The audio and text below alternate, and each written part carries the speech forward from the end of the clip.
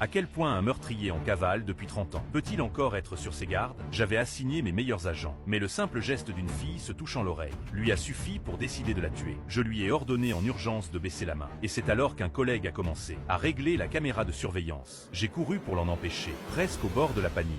Ça allait forcément éveiller les soupçons du suspect, et comme prévu, il s'est immédiatement éloigné. Je lui ai donc dit de le suivre, jusqu'à un immeuble. Mais quelque chose clochait. J'ai vite vérifié les enregistrements, pour comprendre ce qui n'allait pas. Et effectivement, dans un angle que personne n'avait remarqué, l'homme avait discrètement sorti un couteau, prêt à lui trancher la gorge. J'ai pris la décision d'aller sur place moi-même, en me faisant passer pour un père grondant sa fille. J'en ai profité pour lui retirer son écouteur, et lui donner une paire de boucles d'oreilles. Tout en la réprimandant, j'ai commencé à lui parler à lui. Quand il a vu l'oreille nue de la fille, il a enfin rangé son couteau. Mon instinct ne m'avait pas trompé. Il la soupçonnait déjà d'être une flic infiltrée. Même s'il acceptait maintenant de discuter, je savais qu'il doutait encore. J'ai sorti une pomme. Évidemment pas une pomme ordinaire. La caméra s'est activée, et en la lui tendant, nous avons capturé parfaitement son visage. Mes collègues ont immédiatement commencé à vérifier son identité. Pardon si j'ai paru impoli. Cette pomme pourrie qu'il a recrachée était en réalité une excellente caméra. Je savais qu'il nous observait depuis le début. Alors j'ai appuyé le premier sur le bouton de l'ascenseur. Mais quand je lui ai demandé, il a choisi le premier étage. Je savais qu'il voulait nous voir retourner à notre base. Ne sous-estimez jamais l'expérience d'un vieux flic.